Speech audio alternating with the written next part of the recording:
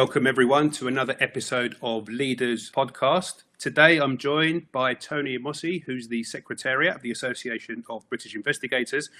Tony's had an extensive career in private sector investigating throughout the UK and throughout the world. So Tony, would you like to just briefly introduce yourself? Thanks, Mike.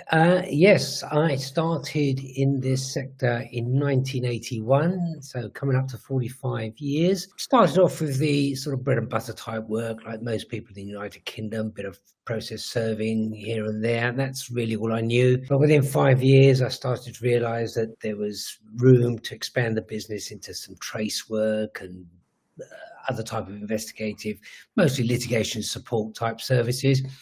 So by 1986, I joined the ABI, launched the business. I was very fortunate that I had plenty of contacts within the legal profession already. So the business took off from an early day. By the end of the 90s, 1999, I really felt that I had done it quite well, relatively speaking, to my peers in the United Kingdom, and I wanted to put something back into the industry.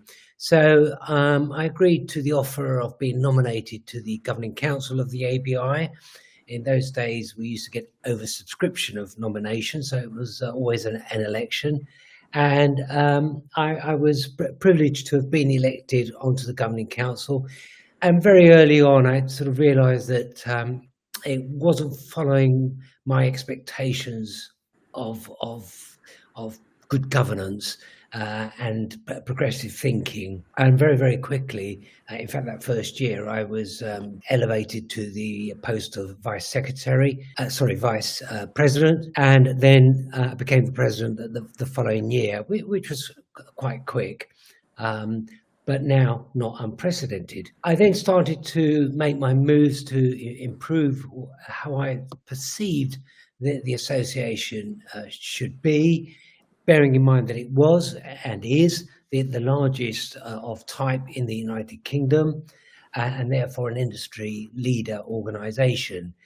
I started to modernise. There was a lot of resistance. It was fair to say a bit of a clique club, and very senior people set in their way. So it was quite a difficult road to move, not only the standards, the way the association was run, but also its finances. We were hemorrhaging badly through the expenditure of a building that we owned. Anyway, cut long story short, I overcame that and ended up staying into the post of president for an unprecedented 13 years. There was a gap where I still remained active in the association and then came back into the association because it was slipping, in my view, slipping back to its old ways. But I was able to move the association, I think, very progressively into areas that it never before reached. For example, I introduced the requirement to have professional indemnity insurance, criminality check, the two main categories, also the registration on the Information Commissioner's Office as data controllers. Because by the end of the 90s, around 2000, when I became president, the big thing that was coming into play, which was shifting the dynamics of the industry, was data protection. Because the 1998 Data Protection Act was being implemented on the 1st of March, year 2000. And on that very day, I held a conference, a seminar, invited the Deputy Information Commissioner who came along, some lawyers and some other relevant speakers. And the idea was planted that the ABI ought to create a good guidance, a good practice guide. And at first I was a little bit hesitant about going down that road, but very quickly came across and realised the benefits of having such a document, and indeed commissioned for the writing of the book. The book was written. We then made the contents of the best practice guide on data protection. We made from it an exam, an online exam, which became the entry level for ABI membership. And there was the move towards the change of how the industry was turning out. You know, there was a lot of advancements in the tools for us to investigate individuals and companies. And the old bad ways, the old bad dark arts methodologies were really no longer necessary. But it took a while to phase that out. And indeed, it came to an explosion first in 2006 with the What Price Privacy report from the Information Commissioner's Office, where suddenly there was this in-depth exposure of dark arts, bad practices by individuals masquerading under the term private investigators, but largely on behalf of the media. And this was being driven by the media.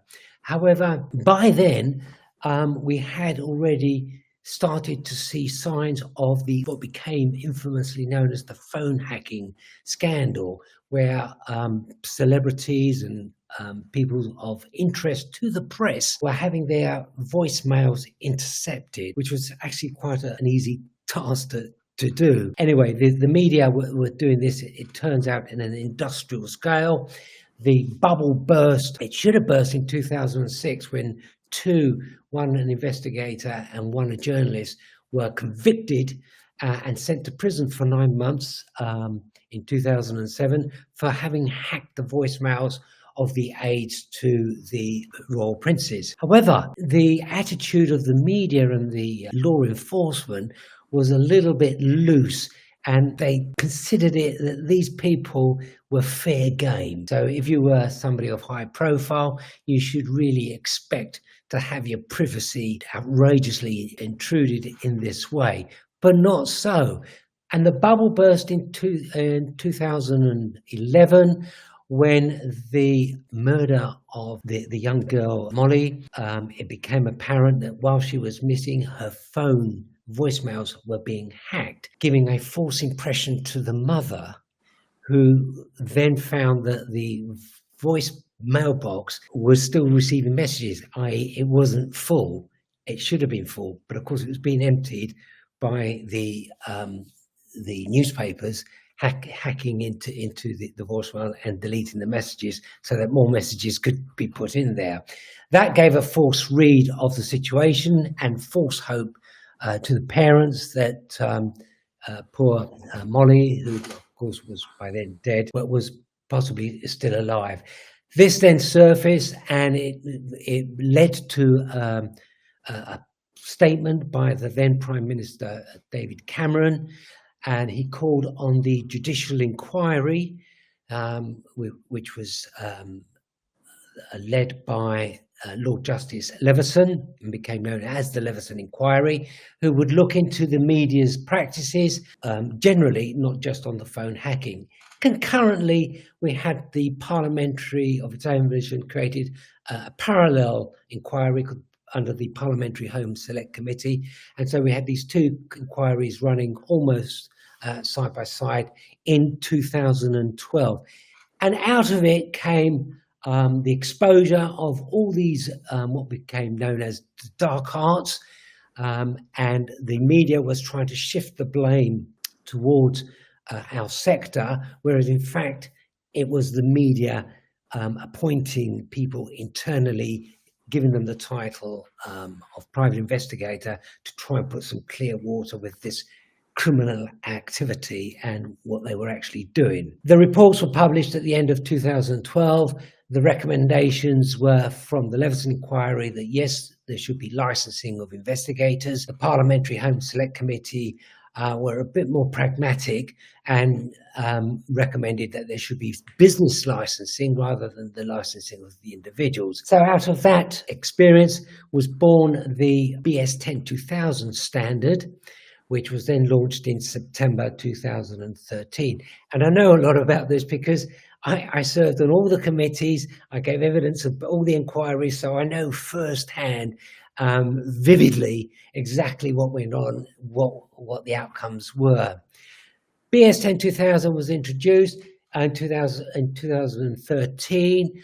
There was an announcement in 2013 by the then Home Secretary on the 31st of July of that year, Theresa May, saying that investigators in the United Kingdom would be licensed under what was already enacted, the Private Security Industry Act, that had come into law in 2001, and this law would be implemented for investigators by October 2014. Of course, that date came and went, and nothing had happened.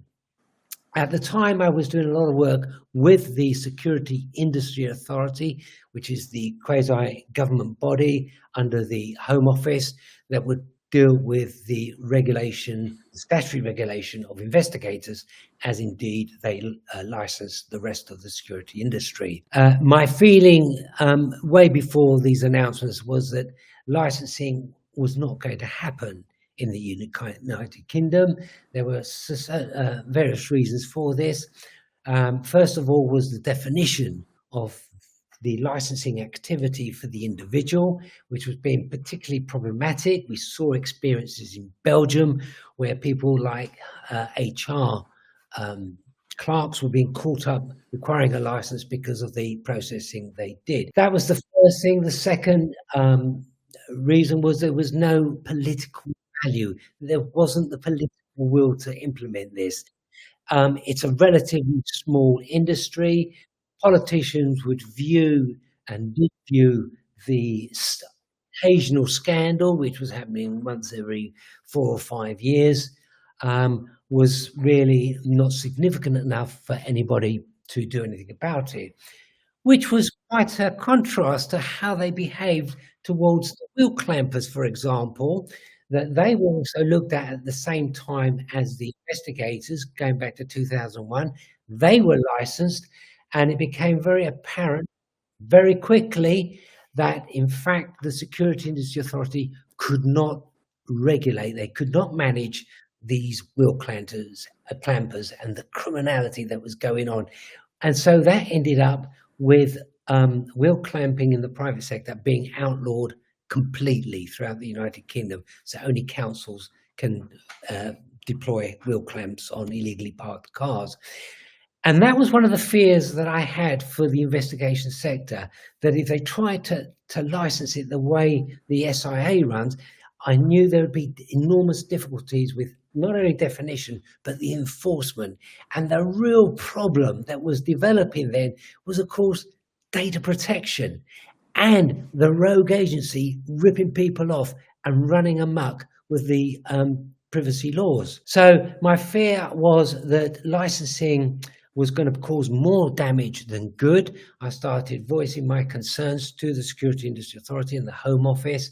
And whilst I was then and remain very much in favour of business licensing, which would have a far more probing facility to look at the businesses and how they run and how they comply with the legislation, licensing the individual would create havoc, not only for the industry, but also for the Security Industry Authority trying to enforce it, and more concerned, the well-being of the members of public that usually in some crisis looking to investigators for assistance. So the calendar moved forward and licensing was never going to happen. The ABI scratched around thinking, how can we do this? What can we do? The ABI was then making a lot of noises about our self-regulation regime. We continued to up the ante with standards. We were unique in our approach on this throughout the United Kingdom. And then, hold and behold, 2016, the GDPR throughout Europe, of course we were in Europe just before then, that was launched, that became on the statute books in Europe and was going to be implemented in 2018. And again, like 17 years earlier, in the Data Protection Act of 1998, the GDPR was again going to change the dynamics of how we go about business. And so in getting the ABI members ready for the implementation of GDPR, I started to run workshops. I recognized the key area, the weaknesses in investigators in the United Kingdom, and the difficulties they were having putting into practice some of the regulation requirements, because of course GDPR was never written for investigators in the private sector. I recognize this. I started to run the workshops. By 2019, of course, the ICO then launched the Code of Conduct scheme, and that was a gift to the ABI, and it really fit in with my longer term vision, not only for the ABI, but for the wider sector. And then I started in 2019 my work on developing the Code of Conduct under GDPR, which finally got approved on the 15th of October this year and was published on the 13th of November 2024. Okay, there's a short answer for you, Mike. Well, congratulations on getting the code published and explaining all of the historical challenges for investigators through the decades of your investigation journey. With the Code of Conduct being published, I think that's tremendous for the industry as a whole, and congratulations for all the work you've done in making sure that's got over the line. What opportunities do you see for the private sector in terms of, or the private sector investigator and investigation community as a whole? Right, for the investigators, first of all, it's been able to deal with those key areas, the key issues that the code focuses on, which I recognise from running the workshops were a weakness in our industry. It is having this, the code is in fact a guiding good practice. And so not only will the investigators be able to have some guidance on how they deal with this regulation, but they will also have the means, the mechanisms written in the code on putting it into practice. The code membership scheme will be perceived as the ultimate standard in the United Kingdom. There is nothing else like it. Indeed, the ABI's code is the very first code that has achieved approval from the ICO. So it's a massive testament to our industry, and it sends that signal out that we really want to be the good guys here. If you're not part of this movement, then your clients ought to be asking, why not? Why should a client, particularly professional clients, not be insisting that their chosen service providers are abiding by what is, after all, a government-sponsored standard? So the benefits there are, first and foremost, the credibility, the opportunities to be preferred with your client base, an understanding of those key issues, how to address them, and of course the discipline that comes with following a standard, which is it's a different type of standard to the BS 10-2000, which is a code of practice for investigative providers. It follows a very similar pattern, so it does instill on the agency a certain discipline. The code is a privilege granted to an agency, whether it's a one-man band or a big company. However, regardless of the size of the agency, there has to be at least one point of contact, one individual who the auditor, which is an independent monitoring body, completely independent from the ABI, who will assess a code applicant and will manage the governance of the code. The ABI, however, will be the code owner. We're very much involved. We, of course, wrote the standard, and we will have to review it annually. So as a consequence, there are fees involved.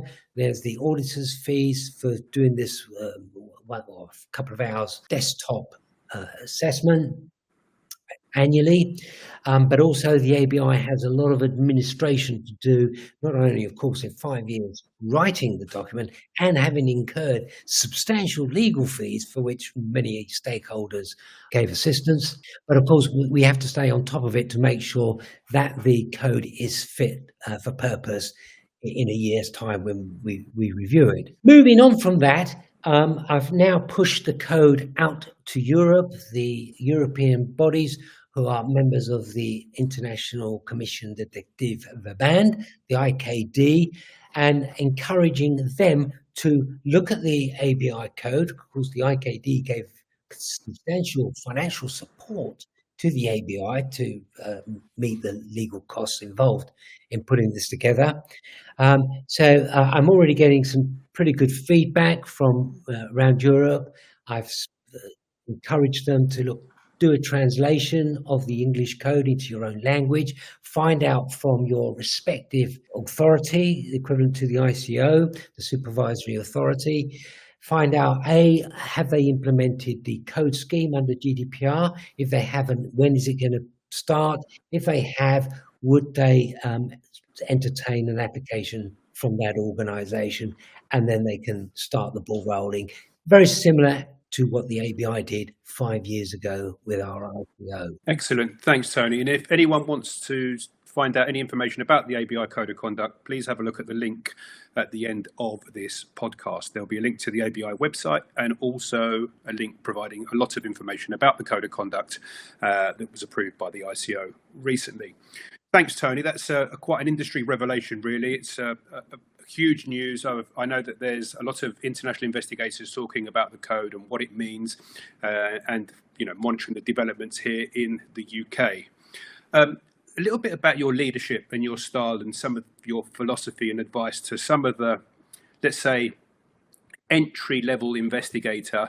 I think talking to many others, there's been a shift, or quite a substantial shift in terms of people entering the industry. Generations ago, there were a lot of people entering the private sector investigators had a career in public services, whether it's police or the military, or a type of public service investigator role, and then entering into the private sector towards the end of their career. However, in the UK, like many other countries now, we're seeing a shift of entry-level investigators starting at a much younger stage in their career. What type of guidance, advice in terms of your leadership and seeing generations of investigator change would you give to people entering the market? Mike, yes, you're absolutely right. It is actually very, very encouraging, particularly for someone like me, although I'm, in my senior years myself, I am still quite progressive in my views. And it is encouraging to see a trend in younger people expressing an interest in wanting to get into the industry. The problem we have is creating opportunities for them, because the market is still largely dominated by quite senior individuals who are very protective of their little niche market and do not want to open the doors for fear of losing what they've got to a young upstart. Now, we're going to have to overcome that, and it will happen. I think the Code of Conduct will make this happen, because the older guys, I already hearing with my ear to the ground whispers about they're too old to start learning how to do things properly, and they're quite happy continuing to ignore the law, because if they can ignore it, it won't apply to them. Which unfortunately is a fact of life that goes on, particularly in our sector. But the younger guys with the energy and the academic training, as younger people tend to have compared to the older generation, they have got the capacity to embrace this, and before any bad habits set in. And of course, this is again where the code cuts in, because when they come to the API, we make attending one of our Code of Conduct specific workshops as a condition of entering into the ABI. So they come in and they learn firsthand typical type of cases that investigators get instructed on, but shown how to deal with it in a compliant and correct way, rather than the old bad habits that are still out there, when people are just totally blind and recklessly to the safety or the risks of harm that they could be creating to individuals.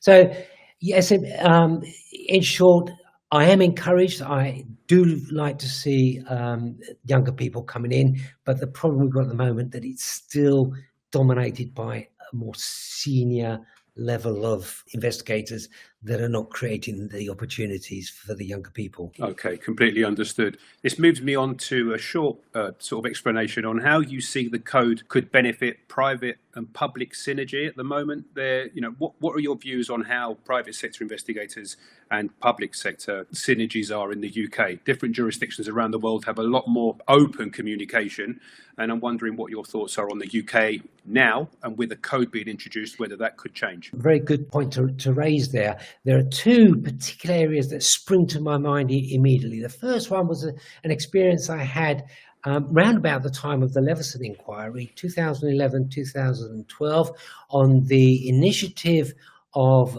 a member who is now your Vice President, Mark Hodgson. He approached me. I was then the president of the ABI, and asked me to look into why the land registry in England and Wales were not making available the proprietors register. That's been able to search a name and find out what property they own, rather than what we've got available and have had available since 1991, the ability or the right to search a property and find out who the owner. This is the reverse. And of course, when I looked into this and read the regulation, it seemed rather odd, the wording of it. And I thought, well, this is something I should look into. So I engaged in some dialogue with the land registry. They weren't shifting. I instructed lawyers, they still wouldn't shift. And I made a specific request for access formally on behalf of the Association of British Investigators. That was rejected. So I then applied to the High Court, to a judge in the High Court, for permission to be able to apply for a judicial review of the land registry's decision to refuse us access to the proprietors register. Now, the timing was rather unfortunate because by the time it landed on the judge's desk, I had just given evidence at the Leveson inquiry, and so this scandal and abuse of individuals' rights was very much on the minds of every judge. And the judge rejected my request for permission on the grounds of data protection. So even though the judge conceded what I had submitted, that the wording of the regulation was odd, and he used the word odd, which one would think would open the door to applying for judicial review. But on the grounds of data protection, the door was firmly shut. Now, with the advent of the code, bearing in mind that it's an Information Commissioner's Office approved standard, I hope to revisit that area back to land registry and say, well, hang on a minute, code members now, this is a career decision if they try to abuse. And the law has shifted since that decision was made in 2012. We're now post GDPR. That's the first area of an example where maybe, just maybe, that door could be pushed ajar a little bit for us to break through and get access to some otherwise preserved data, which is odd in itself, because in Scotland and Northern Ireland, parts of the United Kingdom, you can search the proprietors register as you can in other parts of Europe. So what is so precious about the data in England and Wales, one beggars belief. The other area is the government thinking some time ago now about the term police family.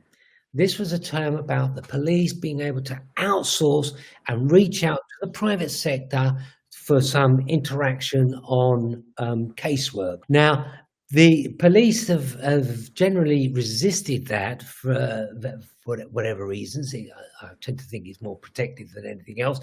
But I did have a meeting not very long ago with an extremely senior police officer who I spoke to him about the coming code, the work I was doing, and the need for the police to really reach out to the private sector, as the private sector wants to reach out to the police, not to win favours, but really to enhance and complement the police work. And he was very receptive to that proposal and asked me to come back when the code had been approved, which is now. So that's the second area that I hope to come back to. And of course, that will hopefully create great opportunities both ways, the private sector and the public sector. That's great, especially the second opportunity. I mean, there are a lot of highly skilled private sector investigators out there that can take some of the load off sometimes stretched resources that we have seen historically. Not only that, Mike, of course, we have access to Yeah. some sources that the police do not have. Mm-hmm. Correct. Okay, I would like to finish off on your views on joining associations for someone in the industry and the benefits of doing that and how it can enhance your career, both locally, nationally, and yeah, Mike, I'm very much in favour of it, but it breaks my heart when sometimes people join the ABI and then they leave saying, "Well, it's done nothing for my business." And in the words of John F. Kennedy, think not what your country can do for you, but what you can do for your country. And that is my attitude about associations. I've never looked about membership of an association as a means of generating work. Of course, that is a potential side benefit of it.